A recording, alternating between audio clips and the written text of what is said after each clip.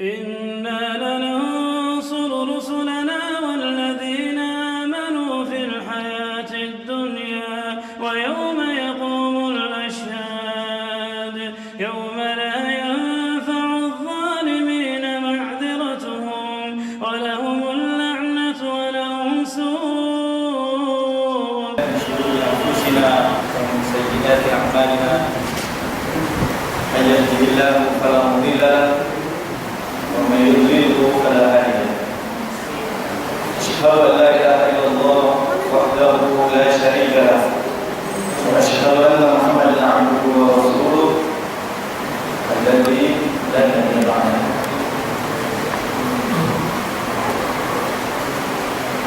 أما بعد فيا عباد الله, hadirin sidang jamaah pengajian yang dimuliakan oleh Allah Subhanahu wa taala. Hari ini kita berkumpul di salah satu masjid atau di salah satu rumah dari rumah-rumah Allah Subhanahu wa taala yang berdasarkan hadis Nabi sallallahu alaihi wasallam, majtama'a qaumun fi baitin min buyutillah yatluna kitabullah wa yatadarasunahu bainahum illa nazzalat alaihim as-sakinah wa ghasyiyatuhum rahmah wa haffat alaihim malaikah wa dzakarallahu fi man 'indah. Nabi sallallahu alaihi wasallam bersabda, tidaklah berkumpul satu kaum di rumah, di sebuah rumah dari rumah-rumah Allah Subhanahu wa taala, yatluna kitab Allah, mereka membaca kitab Allah, mereka mempelajari hukum-hukum Allah, wa yatadarasuna bainahum, dan mereka mempelajarinya, saling belajar bainahum, illa kecuali nazalat alaihim sakinah, Allah Subhanahu wa taala akan turunkan kepada mereka itu as-sakinah. Ikhwani fi din yang dimuliakan oleh Allah Subhanahu wa taala, dari hadis ini para ulama memasukkan hadis ini ke dalam keutamaan ilmu. Hadis ini diriwayatkan oleh Abu Dawud juga di dalam kitab Sahih Muslim dengan matan yang sedikit berbeda. Diriwayatkan oleh Muhammad dan disyarah oleh banyak para ulama. Keutamaan ilmu ini bermanfaat bagi kita.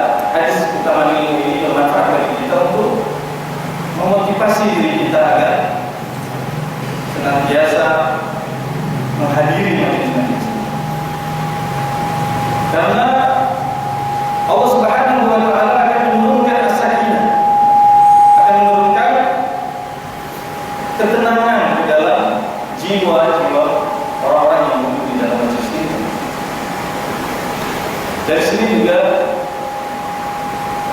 ada pelajaran penting bahwa as-sakinah, kedamaian, ketentraman hidup itu diturunkan oleh Allah Subhanahu wa taala. Nazalat alaihim as-sakinah. Nazalat, diturunkan. Sebagaimana ayat Allah Subhanahu wa taala ketika menceritakan hujan, anzala minas sama'i ma'an. Diturunkan, kami turunkan hujan dari langit. Ini artinya as-sakinah itu diturunkan oleh Allah Subhanahu wa taala, diturunkan oleh Zat yang Maha Tinggi, sehingga orang-orang yang duduk di majelis ilmu ini akan meraih sakinah, akan meraih ketenangan.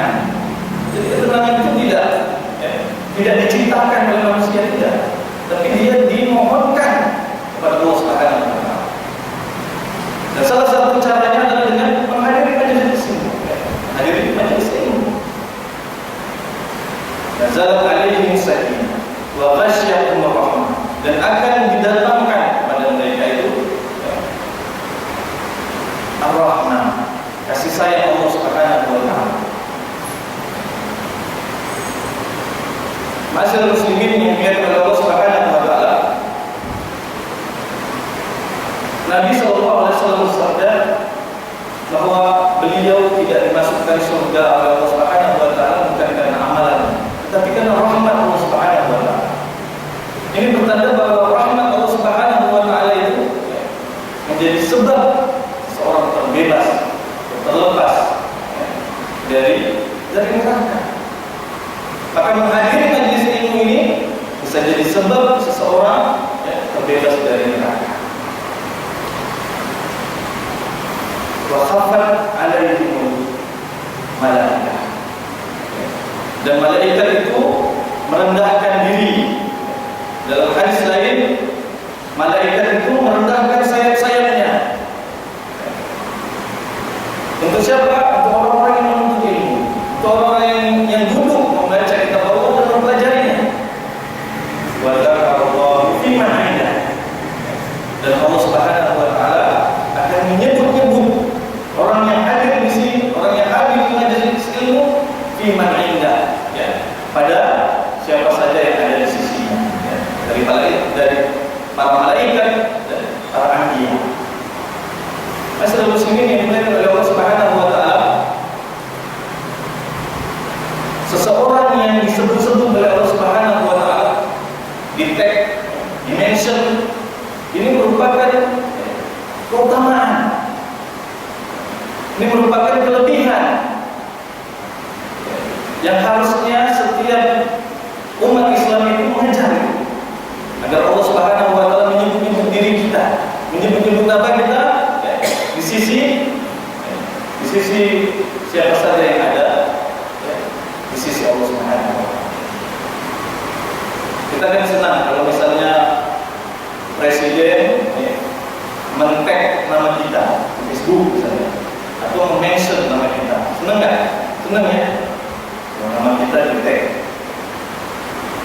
Maka orang-orang yang duduk di majelis ilmu ini disebut-sebut juga oleh Allah Subhanahu wa taala fi man 'indah, di sisi siapa saja yang ada di sisi Allah Subhanahu wa taala, dan para malaikat dan para anbiya. Kaum muslimin yang dimuliakan oleh Allah Subhanahu wa taala, dalam kisah Ubay bin Ka'ab radhiyallahu taala anhu,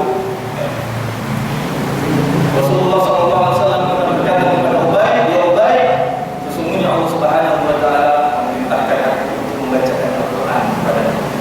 Ubay bertanya, "Apakah Allah menyebut namaku?" Ya. Kemudian Ubay bin Ka'ab bersujud syukur.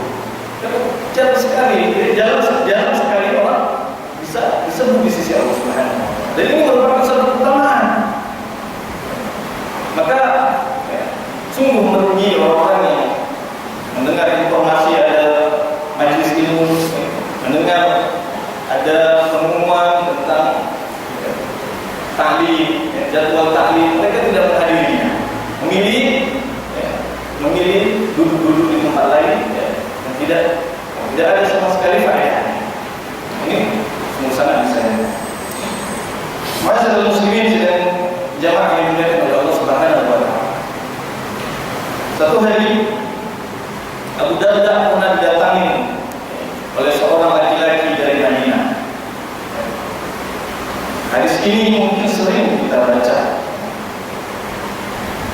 tetapi barangkali ada di antara kita yang tidak atau belum mengetahui bagaimana konteks hadis ini disampaikan oleh Abu Darda. Hadisnya, "Man salaka tariqan yaltamisu fihi ilm sahhalallahu tariqan." Hadis ini sering kita dengar, tetapi mungkin di antara kita ada yang tidak, atau ada yang belum tahu tentang bagaimana sebenarnya Abu Darda menyampaikan hadis ini kepada rawi-rawinya.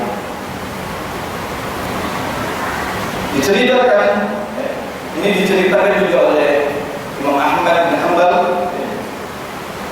kemudian diceritakan juga oleh Abu Dawud,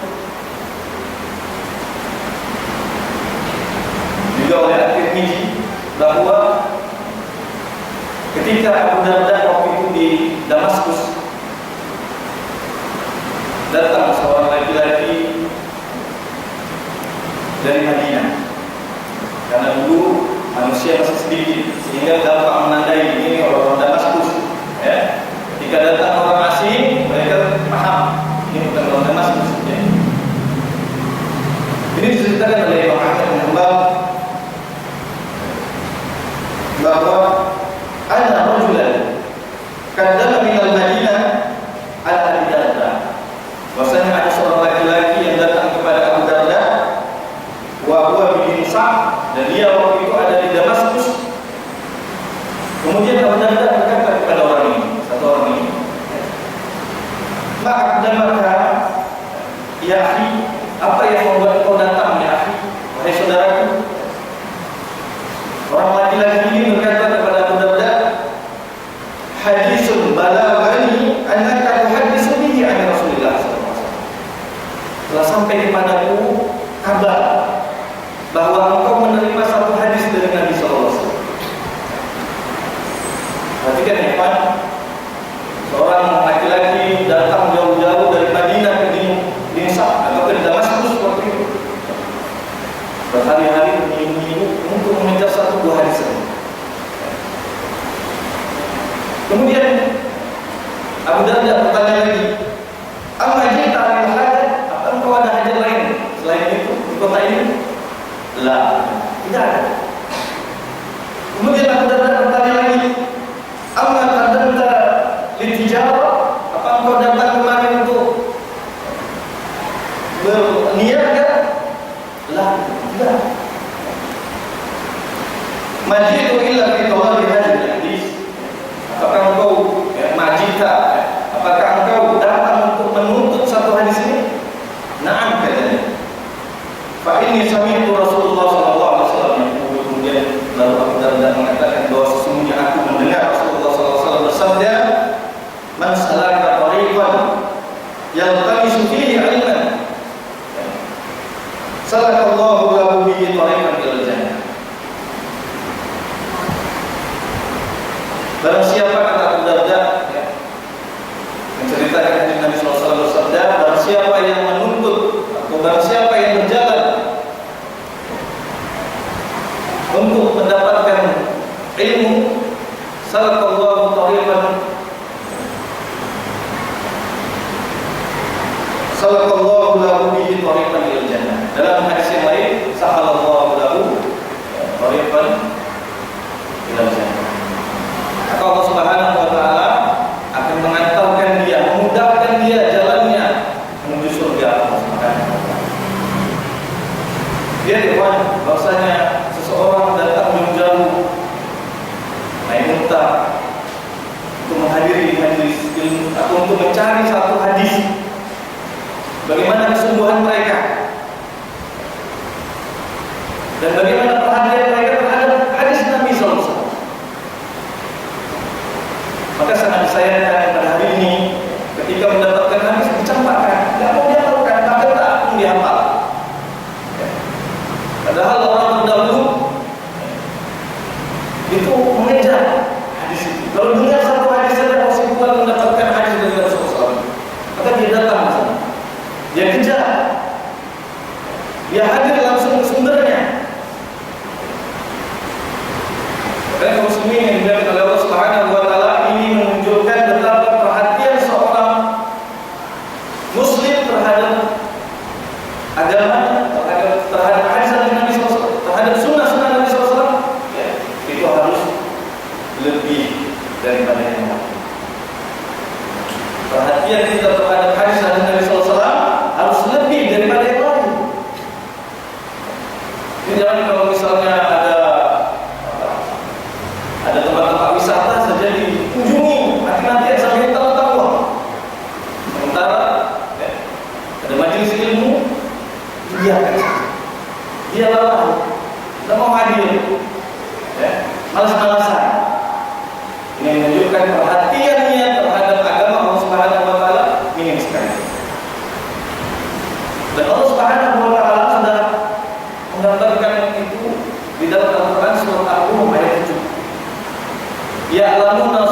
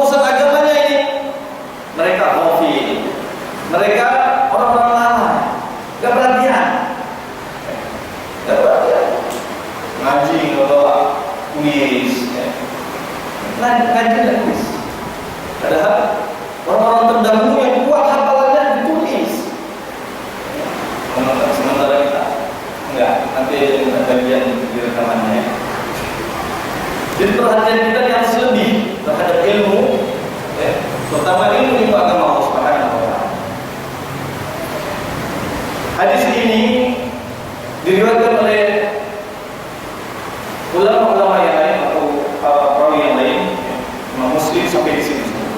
Tetapi Abu Darda, ya, sebagai ulama mengatakan bahwa ada tambahan dari Abu Darda, ya. Wa innal malaika qadahu ajnatahu li talibil ilm. Sebagian para ulama mengatakan ini bukan perkataan Nabi, tapi perkataan Abu Darda. Sesungguhnya malaikat itu merendahkan sayap-sayapnya. Dan ini sesuai dengan hadis Nabi yang kita bacakan tadi di awal, bahwa ya, bagi penuntut ilmu itu malaikat merendahkan ya, sayap-sayapnya. Ridho bima yaqul. Malaikat itu ridho dengan apa yang mereka menuntut, ya, berupa ilmu agama. Wa innal alima liyastaghfir lahum minas man fis samawati wal ardh hatta itanul filma. Kata Abu Darda, sesungguhnya orang-orang alim itu dimintakan ampunan oleh siapa saja yang ada di bumi dan di langit. Siapa saja yang ada di bumi dan di langit itu meminta ampunan untuk orang-orang yang menuntut ilmu, orang-orang yang belajar agama Allah Subhanahu wa taala. Hatta itanul filma, sampai seekor ikan paus di dalam laut ini memintakan ampunan untuk orang yang menuntut ilmu. Dan ampunan dan permohonan mereka ini dijabah oleh Allah Subhanahu wa taala. Kenapa? Karena mereka tidak punya dosa. Yang ada di langit ada dosa? Tidak ada. Malaikat dari para anbiya mereka ada dosa. Tapi mereka memintakan ampunan untuk kita yang duduk di majelis ilmu. Ya. Sudah paham ya bagaimana kualitas doa mereka? Ya, dijawab oleh Allah Subhanahu wa taala. Hatta al-hitan filma. Sampai-sampai ikan paus di dalam laut memohonkan ampunan untuk orang yang menuntut ilmu. Luar biasa. Karena itu, ya kawan, bahwa menuntut ilmu ini penting dan duduk di majelis ilmu ini, ya, duduk saja itu merupakan keutamaan yang besar. Maka orang terdahulu ada yang sampai ya tertidur pun di majelis ilmu tidak ada masalah, ya, itu mereka duduk. Dan saya baru mendapatkan faedah dari daurah masyayikh di Sulawesi, di Makassar, bahwa seorang ustaz Yunus di sana mengharapkan semua orang untuk hadir di majelis masyayikh, walaupun nggak paham bahasa. Kenapa? Karena keutamaan menuntut ilmu dan duduk di majelis ilmu tadi sebagaimana hadis yang kita sebutkan.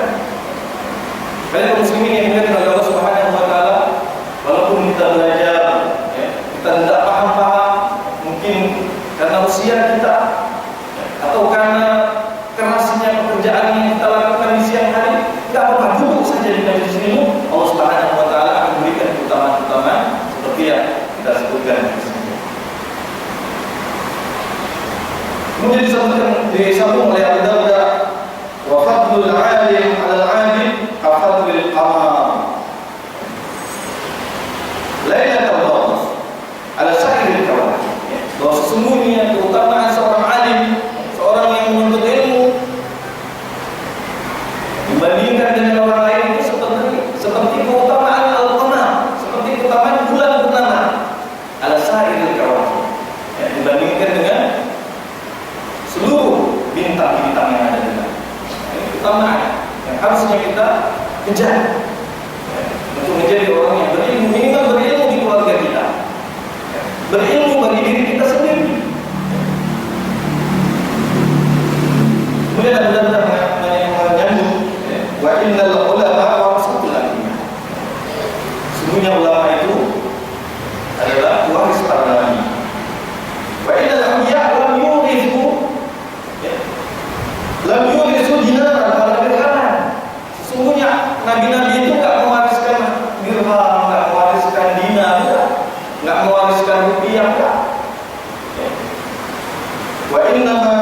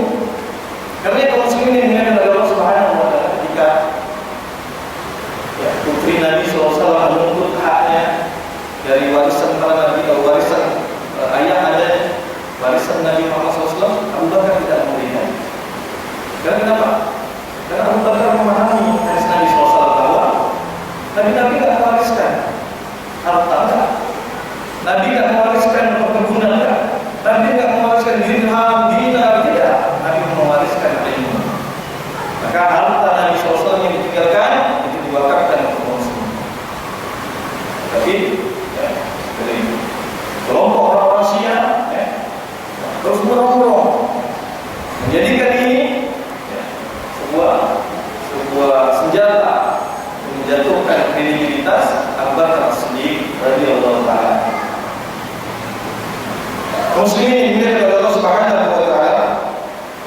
Kemudian kita sambung faman akhadahu bihadzi akhadahu bihadzil wa. Dan siapa yang mengambil ilmu ini maka dia sudah mengambil warisan Nabi SAW. Kaum muslimin yang dimuliakan oleh Allah Subhanahu wa taala, ini sebelumnya fadilah keutamaan menuntut ilmu yang mungkin di zaman ini kita banyak dilalaikan dengan perkara-perkara dunia, dengan perkara-perkara yang al-faedah, tidak ada faedahnya. Tapi kita menyibukkan diri dengan sibuk dengan 2019 jadi presiden. Padahal kita orang jangan naik-naik ilmunya, orang naik-naik itu terus ya. Ini al-faedah, tidak ada faedahnya. Tapi terus mengupdate 2019 bagaimana aku tamat kitab, 2019 bagaimana aku bisa menghafal juz 30 misalnya. Nah, seperti ini. Dari perkara-perkara yang bermanfaat untuk kita di dunia dan di akhirat. Kaum muslimin yang dimuliakan oleh Allah Subhanahu wa taala, sebagaimana diumumkan oleh panitia bahwasanya kita akan membahas tentang takrib, tentang ghaya takrib, dan kitab yang kecil ini jangan dilihat dari bentuk dan ukurannya. Tetapi kitab yang kecil ini begitu banyak melahirkan para ulama. Kitab yang kecil ini begitu banyak disyarah oleh para ulama.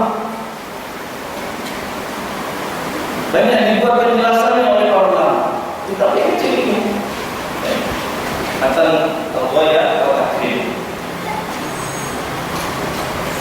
Kitab ini merupakan kitab yang ringkas yang membahas tentang fikih di dalam Imam Asy-Syafi'i rahimahullah. Dan perlu kita pahami bahwa mazhab atau Al-Imam Asy-Syafi'i rahimahullah taala itu tidak pernah mendeklarasikan mazhab, tidak pernah. Tidak pernah mendeklarasikan mazhab. Tapi ini merupakan tradisi yang terus-menerus sehingga terbentuklah sebuah mazhab dengan sendirinya. Imam Syafi'i mengumpulkan ilmu kepada murid-muridnya, kemudian murid-muridnya mengajarkan ilmu, terus menjadi sebuah kelompok besar mazhab Imam Syafi'i. Maka kita tidak akan menemukan dalam kitab-kitab yang dikarang oleh Imam Syafi'i itu deklarasi mazhab beliau, tidak ada. Bahkan Imam Syafi'i rahimahullah taala mengatakan idza shahha al-hadis fa huwa mazhab. Kalau hadis itu sahih itu mazhab. Artinya Imam Syafi'i tidak pernah mengatakan bahwa mazhab Imam Syafi'i itu seperti ini, tidak ada. Dari perkataan Imam Syafi'i ini yang jangan dipahami bahwa beliau mendeklarasikan mazhab, bukan. Dan ini dijelaskan oleh banyak para ulama. Muslimin yang dimuliakan oleh Allah Subhanahu wa taala, kita mau mengetahui bahwa mazhab-mazhab yang diakui oleh dunia ini ada 4. Ini yang masyhur. Padahal yang mu'tabar itu banyak mazhab. Yang masyhur maksudnya yang tersebar itu yang banyak diketahui orang itu 4 mazhab. Padahal masih banyak mazhab lain. Ada mazhab Daud Az-Zahiri, itu juga mazhab yang kuat dan mazhab yang besar. Tapi kita di sini nggak pernah mendengar. Dan ada yang mazhab-mazhab ini tidak kemudian memecah belah kaum muslimin. Jangan sampai memecah belah kaum muslimin. Jangan kemudian kalau tidak mazhab Imam Syafi'i, maka tidak diakui. Ini karena Imam Syafi'i sendiri belajar kepada Imam Malik. Yang kita tahu Imam Malik adalah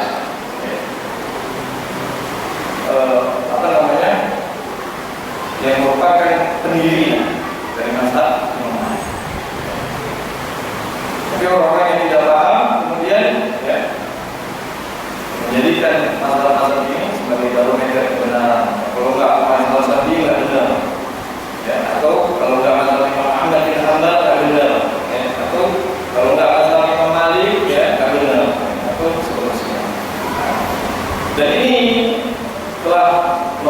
merupakan dinasti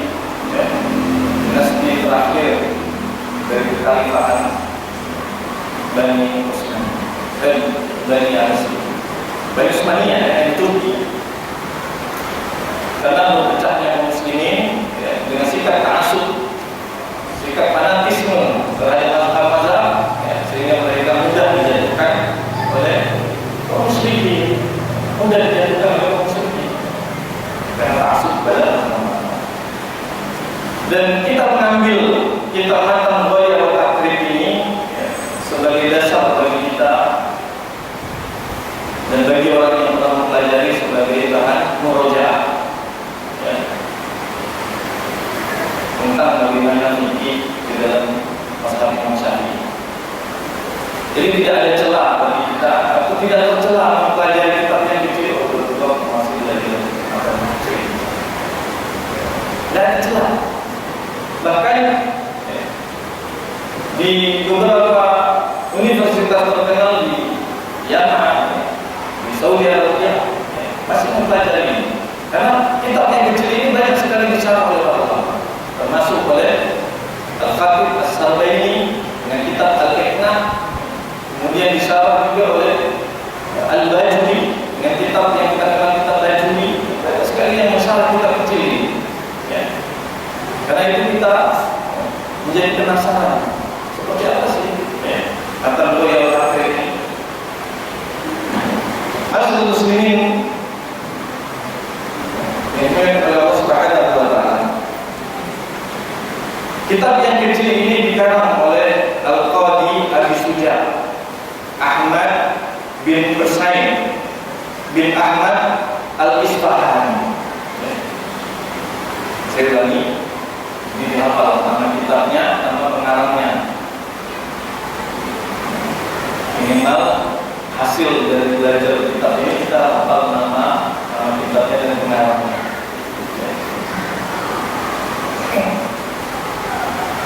Namanya Al-Qadi. Beliau ini yang ngarang ini, yang menyusun kitab ini adalah seorang qadi, seorang hakim di Baghdad, di Basra. Abi Suja, ini nama kunyahnya. Nama sebenarnya Ahmad bin Husain. Ada yang mengatakan Ahmad bin Hasan bin Ahmad Al-Isfahani. Beliau lahir di Basra. Tapi kenapa nisbatnya ke Isfahan atau ke Asfahan, di daerah Persia, di daerah Iran? Kenapa? Karena kakeknya berasal dari sana. Karena kakek dari Abu Suja ini itu berasal dari daerah Isfahan, berasal dari daerah Iran, Asfahan.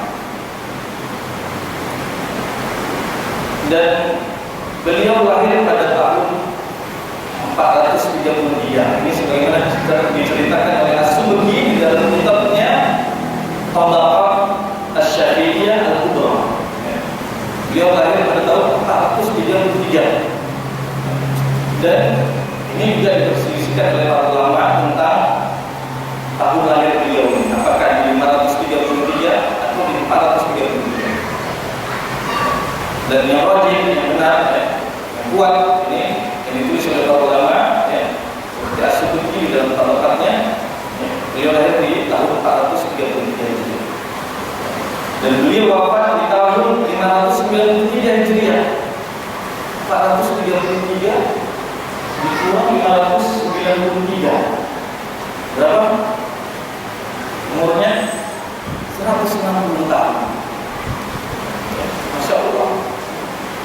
Tidak pernah ada dari umat Nabi SAW yang umurnya sekian, kecuali salah satu yang kita ketahui ini Abu Suja.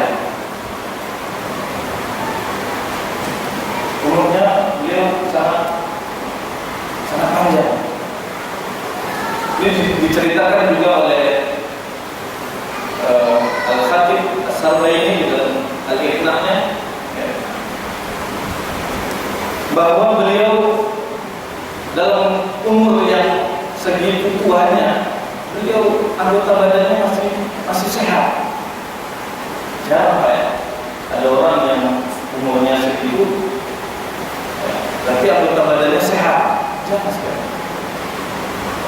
Ketika ditanya apa rahasianya, Abu Suja mengatakan hafazah fis-saghir, kami atau hafazna fis-saghir, kami memelihara anggota-anggota badan kami waktu masih muda.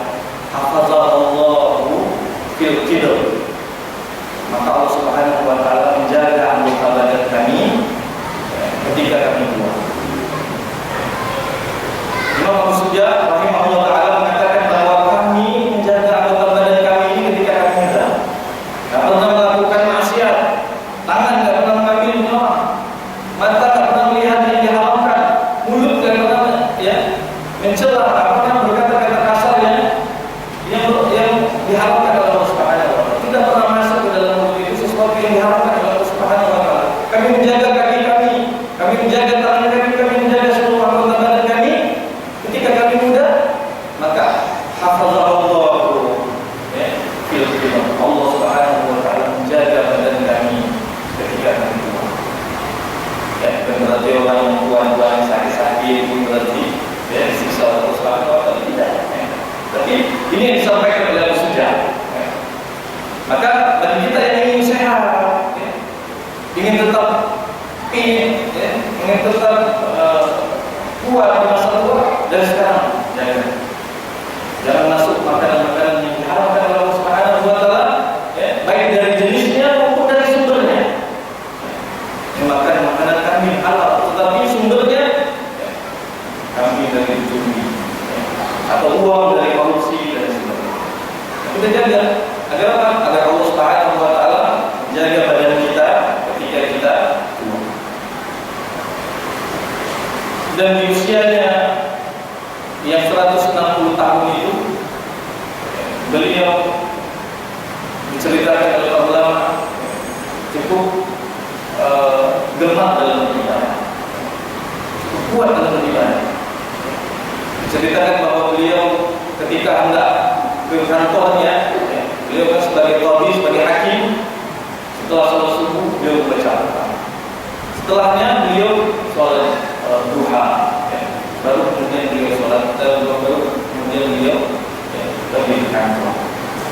Jadi aktivitas-aktivitas yang seperti ini yang harusnya kita contoh. Setelah subuh tidur lagi, bangun, sholat duha, habis duha tidur lagi. Mungkin bekerja, harusnya bekerja. Orang muslim itu harus giat. Muslim yang dimuliakan oleh Allah Subhanahu wa taala, ini sekelumit tentang pengarang atau penyusun kitab Matan Ghaya wa Tahrir. Kita sudah ketahui bahwa yang menyusun ini Al-Qadhi Abu Suja Ahmad bin Husain bin Ahmad Al-Asfahani. Beliau lebih masyhur dikenal dengan Abu Suja. Muslimin yang dimuliakan oleh Allah Subhanahu wa taala, kita masuk kepada muqaddimah, pembukaan kitab beliau. Bismillahirrahmanirrahim. Ini merupakan metode atau thariqah para ulama ketika ingin menulis apa saja, mereka memulainya dengan bismillahirrahmanirrahim. Coba perhatikan kitab-kitab yang dikarang oleh para ulama, mereka memulainya dengan bismillahirrahmanirrahim. Dan ini sesuai dengan sunnah Nabi SAW. Kullu amrin zibalin, setiap amalan yang dikerjakan tidak membaca bismillah apa-apa, maka amalan itu terputus. Muslimin oleh Allah Subhanahu wa taala, dan thariqah ini, metode ini banyak sekali ditinggalkan oleh orang-orang zaman sekarang ini. Kita menulis makalah tidak ada bismillahnya, langsung pembukaan, tapi ini tidak ada bismillah. Seolah-olah mereka tidak membutuhkan pertolongan Allah Subhanahu wa taala. Dan ini dijelaskan oleh Syekh Utsaimin rahimahullah taala ketika menafsirkan surat Al-Fatihah bahwa bismillahirrahmanirrahim, kata bi di situ itu menjelaskan bahwa seorang hamba dengan mengucapkan Bismillah itu memohon pertolongan kepada Allah Subhanahu wa Ta'ala.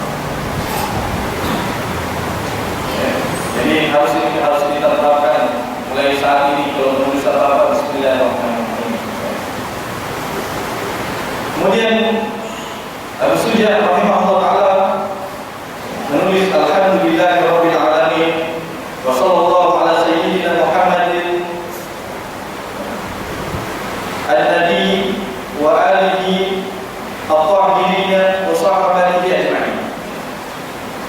Abu Suja memanjatkan puji syukur kepada Allah Subhanahu wa ta'ala dan salawat kepada Nabi sallallahu alaihi wasallam, kepada keluarganya yang disucikan, wa alihi tahirin, dan keluarga Nabi sallallahu alaihi wasallam yang disucikan oleh Allah Subhanahu wa ta'ala, wa sahabatihi ajma'in, dan kepada sahabat-sahabatnya sekalian.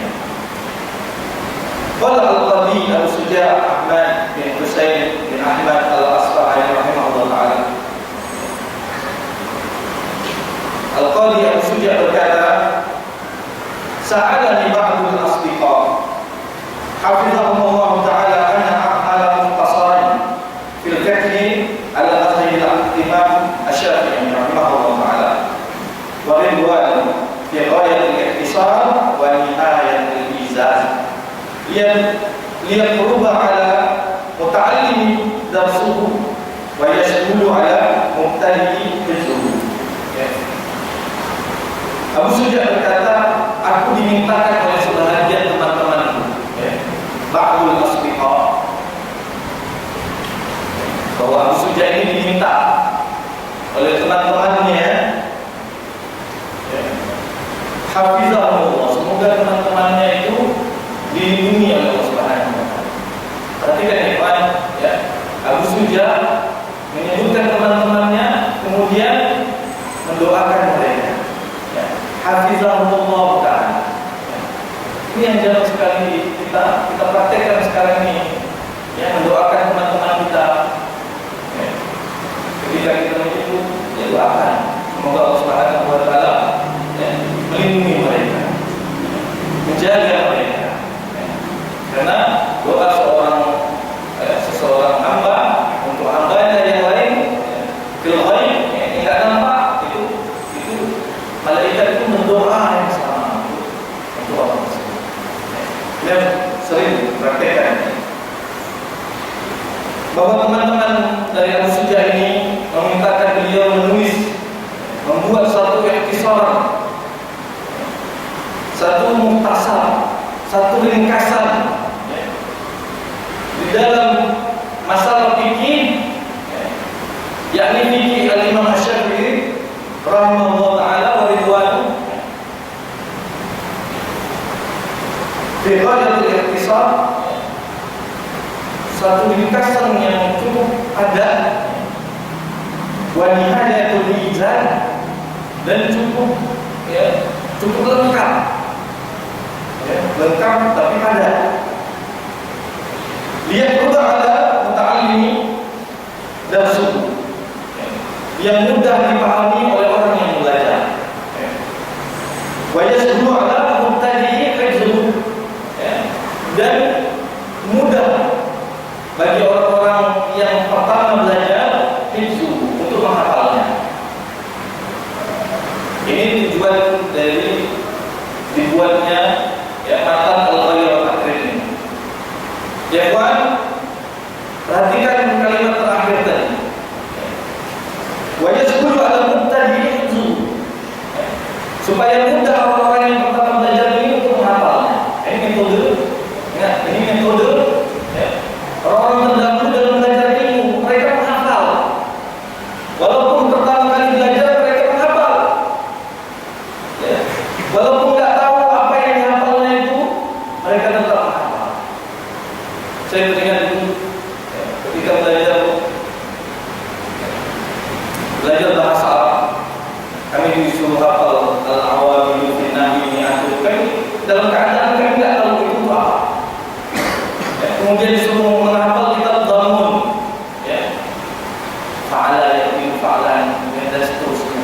dalam keadaan kami nggak tahu fungsinya itu apa, tapi hafal saja. Dan ini metode orang terdahulu dalam belajar ini. Hafal. Ini juga nggak kuat hafalannya, nggak nyatet lagi. Atau sudah nggak nyatet nggak hafal juga. Mudah tak. Makanya semakin hari ulama itu semakin sedikit, karena sedikit yang menghafal. Jadi buku ini bertujuan atau ditujukan untuk orang-orang pertama yang baru belajar untuk menghafal. Dihafal matanya. Ketika mereka menghafal ini, mereka akan memiliki perbedaan ilmu yang luar biasa. Kemudian kita lanjutkan. Wa anna uksira fihi min at-taqsimat wa hasr al-hisab. Yang di dalamnya ini banyak sekali pembahasan min at-taqsimat, pembahasan atau pembagian dalam bidang dalam fikih, wa hasr al-hisab yang meliputi banyak persoalan. Fa'ajabtuhu ila zalika qaliban li thawab, maka aku pun memenuhinya untuk membuat satu ringkasan qaliban li thawab, dengan harapan agar mendapatkan pahala di sisi Allah Subhanahu wa taala. Ini pentingnya ikhlas, teman. Penting sekali ikhlas dalam menyusun apapun, menyusun buku, menyusun sebuah makalah, pasti ikhlas. Jangan supaya dikenal orang, supaya dipanggil ceramah dan sebagainya, harus ikhlas. Dan ikhlas itu ma khalisan lillah, apa saja yang khalisan lillah, apa saja yang ikhlas, apa saja yang murni untuk Allah Subhanahu wa taala. Ini makna ikhlas. Ikhlas itu bukan seperti definisi kita atau definisi yang banyak dipahami oleh orang bahwa ikhlas itu tidak mengharap apa-apa. Ini keliru. Yang ikhlas menurut syariat, ikhlas menurut din, agama kita ini adalah ikhlas itu mengharapkan sesuatu yang dari Allah Subhanahu wa taala. Ikhlas termasuk pahala, termasuk surga dan sebagainya yang dijadikan oleh Allah Subhanahu wa taala. Maka ketika seorang beramal, baik itu menyusun buku, menyusun makalah, berbuat satu amalan yang bertujuan untuk mengharapkan ridha Allah Subhanahu wa taala, mengharapkan pahala Allah Subhanahu wa taala, ikhlas. Jangan seperti syair kebanyakan itu, bahwasanya kalau kita menuntut surga, kalau kita menuntut dibebaskan dari neraka, ini bukan definisi ikhlas itu seperti ini. Raghibah ila Allah Ta'ala fi taufiqil thawab bis-shawab, innahu 'ala ma yasha'u qadirun bi 'ibadihi latifun khabir. Berharap kepada Allah Subhanahu wa taala fi taufiq, untuk pertolongan Allah Subhanahu wa taala agar ditetapkan bis-shawab, yang benar. Innahu 'ala ma yasha'u qadir. Sesungguhnya Allah Subhanahu wa taala atas segala sesuatu itu mampu, qadir, berkuasa. Latifun khabir, dan Allah Subhanahu wa taala itu maha lembut lagi maha khabir, bijaksana. Muslimin yang dimuliakan oleh Allah Subhanahu wa taala, muqaddimah yang diringkas ini membuka kitab Matan Ghairul Takrim, yang dengan membaca ini kita diharapkan paham bahwa tujuan kita mempelajari ini mazhab, ini kitab dalam ilmu fikih. Tujuannya agar kita mudah mempelajarinya, mudah mempelajari fikih Imam Syafi'i dan mudah menghafalnya. Kemudian kita buka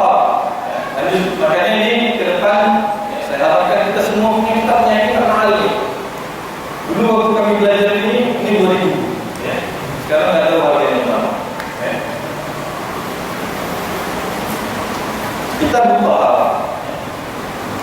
Kitab Taharah. Tadi sudah disebutkan oleh Sujah bahwa di dalam kitab ini, ini banyak sekali taksiman, banyak sekali pembagian-pembagian. Maka kita akan lihat bagaimana Imam Abu Sujah membagi permasalahan-permasalahan secara rinci agar kita mudah memahami.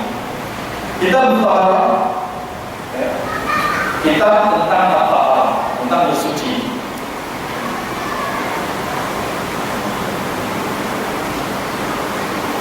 Al-miyahu allati yajuzu biha at-tahhiru sab'un miyah. Air yang boleh yang boleh biha at-tahhir yang boleh dipakai untuk bersuci sab'un miyah. Ada 7 jenis air yang boleh dipakai untuk bersuci. Dan ini kita pada sedikit saya sampaikan bahwa yang dinamakan taharah itu ada 2. Yang pertama taharah hissiyah, taharah hissiyah. Yang kedua taharah ma'nawiyah. Taharah hissiyah itu bersuci dari yang nampak-nampak, yang nampak-nampak. Misalnya apa? Bersuci dari kotoran,